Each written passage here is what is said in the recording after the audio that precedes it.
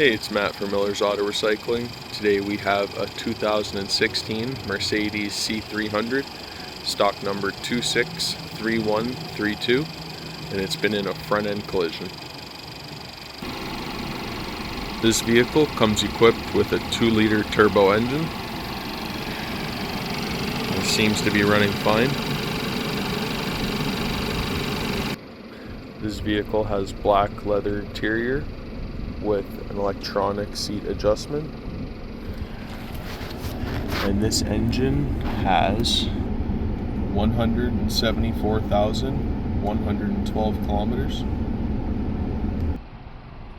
If you'd like to inquire about parts on this vehicle, make sure to give Miller's Auto Recycling a call for pricing and availability.